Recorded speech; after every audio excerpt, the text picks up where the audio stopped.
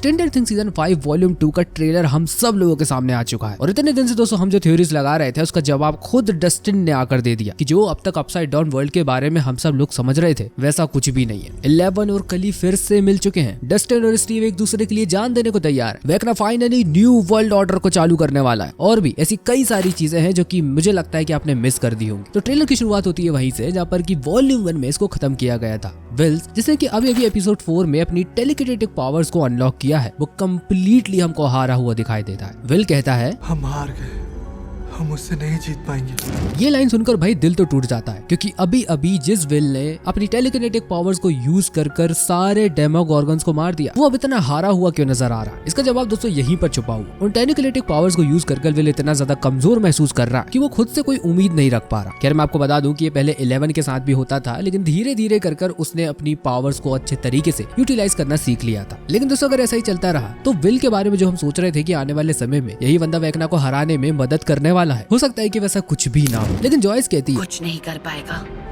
हम उसका सामना करेंगे। उसका ये डायलॉग सुनकर हमारे अंदर एक गजब लेवल का मोटिवेशन आता है। जो औरत अपने बच्चे को 7 बजे के बाद घर से बाहर नहीं निकलने देती थी वो अब कितना विल के ऊपर ट्रस्ट करने लगी है। Moving on to the next detail, हमको यहाँ पर डस्टिन और स्टीव अपसाइड डाउन वर्ल्ड में दिखाई देते हैं और ये अपसाइड डाउन वर्ल्ड कोई और जगह नहीं हॉकिंस की लैब है जहाँ से की सारी चीजें चालू हुई थी। यहाँ पर डस्टिन का वो डायलॉग हमको अंदर से हिलाकर रख देता है। लोगों ने अब तक उल्टी दुनिया के बारे में जो कुछ भी सोचा था वो सब गलत है।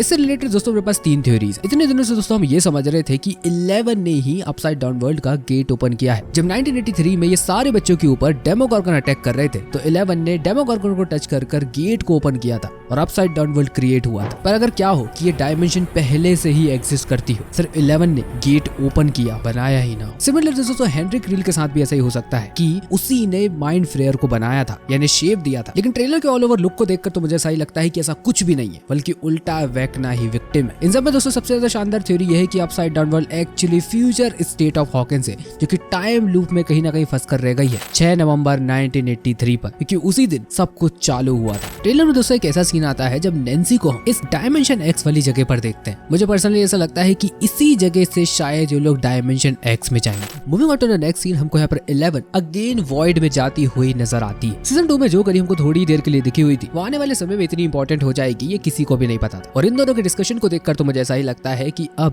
प्लान बहुत ही clear, find and kill the Vecna. उसकी एक स्पेसिफिक पावर है इल्यूजन क्रिएट करना जो कि कंबाइन होने वाली है 11 की टेलीकिनेसिस पावर्स के साथ। और यकीन मानो दोस्तों कली की ये पावर्स बहुत ज्यादा काम आ सकती है आने वाले समय में, क्योंकि वेकना का पूरा खेल ही साइकोलॉजिकल वॉरफेयर पर टिका हुआ है और अगर उसी को कली ने जीत लिया तो वो वेकना का गेम बहुत जल्दी खत्म कर सकती है। ये इतना आसान नहीं होने वाला लेकिन फिर भी मैंने आपको बता दिया। इन सबसे रिलेटेड दोस्तों एक बहुत ही पॉपुलर थ्योरी पहले भी थी कि 8 + 11 = 19 + 1 is विल। शायद दोस्तों आपको याद होगा कि D&D का जब एक बार गेम खेला जा रहा था तो एरिका ने 20 रोल किया था वेकना को डिफीट करने के लिए। तो कई फैंस दोस्तों ऐसा कह रहे हैं कि 8 + 11 = 20, the final power need to defeat the Vecna. Holly और मैक्स वेकना के माइंड स्केप में कहीं घूम रही है। मैक्स जो कि सीजन 4 के फिनाले से ही अनकॉन्शियस है वो वेकना के माइंड में कहीं फंस कर रह गई है। हॉली की कहानी भी भाई कुछ ऐसी है, वो मैक्स के साथ उसकी मेमोरीज में कहीं ना कहीं अटैक कर रह गई है जो कि हेनरी क्रील की ट्रॉमेटिक मेमोरीज है। मुझे ऐसा लगता है कि प्रॉपर्ली इस सीन में ये और भी ऐसी लोकेशन डिस्कवर कर रही है जहाँ पर की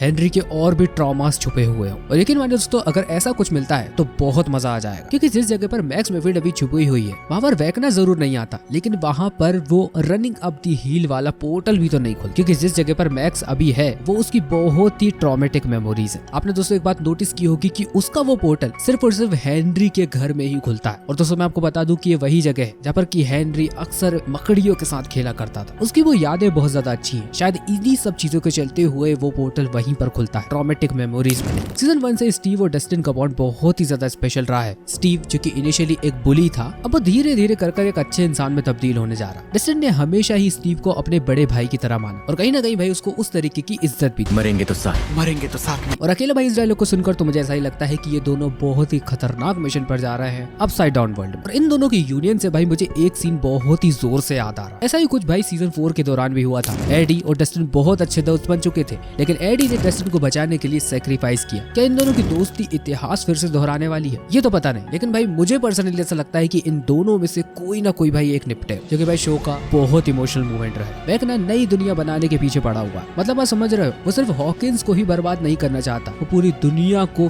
फिर से शेप देना चाहता है। एक ऐसी दुनिया जहाँ पर कि सिर्फ और सिर्फ मजबूत लोग रूल करेंगे, कमजोर नहीं। एक ऐसी जगह जहाँ पर कि इमोशन भी सप्रेस हो जाएंगे, लोगों को इज्जत उनकी पावर्स के दम पर मिलेगी, इंसानियत और अच्छे कर्मों से नहीं। और मुझे लगता है कि 5, 6, 7 एपिसोड बहुत ज्यादा इंपॉर्टेंट होने वाला है स्ट्रेंजर थिंग्स सीजन 5 के लिए, क्योंकि यार वेकना अपना पूरा प्लान एग्जीक्यूट करने वाला है। यहाँ पर इसकी एंड फ्रेम में दोस्तों को एक सीन दिखाई देता है, यहाँ पर कि वेकना की वेन्स खुल रही है। शायद दोस्तों अपने आजू बाजू का एनवायरनमेंट ध्यान से नोटिस नहीं किया। ये वही जगह है जहाँ पर कि हॉली को फिजिकली माइंड हाइव में कैद कर रखा हुआ, जिसके विजन्स विल को भी एक टाइम पर आए थे। और उसी टाइम दोस्तों को एक बात पता चली थी कि सिर्फ हॉली ही यहाँ पर किडनैप नहीं हुई, और भी ऐसे कई बच्चे हैं जो कि इसी तरीके से फंसे हुए, और अगर और बच्चे इसी तरीके से फंसे हुए हैं तो आने वाले समय में वो वेकना के माइंड हाइव में कहीं ना कहीं मिल सकते हैं, जो कि हॉली और मैक्स के लिए बहुत ही हेल्पफुल हो। ट्रेलर में दोस्तों हमको डायमेंशन एक्स की एक लोकेशन दिखाई देती है, लेकिन उस ट्रेलर में हमको सिर्फ और सिर्फ इसका नीचे का सीन दिखाई देता है। इसके ऊपर जो चीज हो रही थी वो अब जाके दिखती है। इस सीन को देखकर भाई मुझे ऐसा लगता है कि डायमेंशन एक्स और अपसाइड डाउन वर्ल्ड के बीच की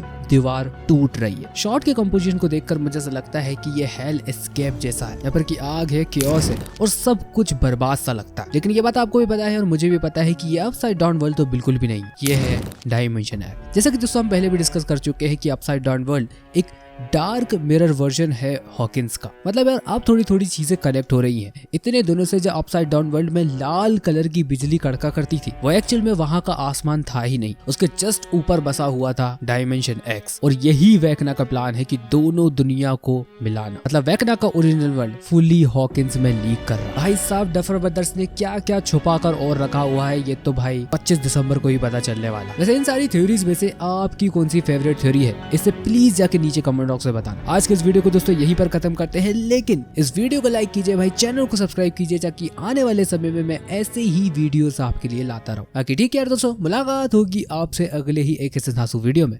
तब तक के लिए बाय।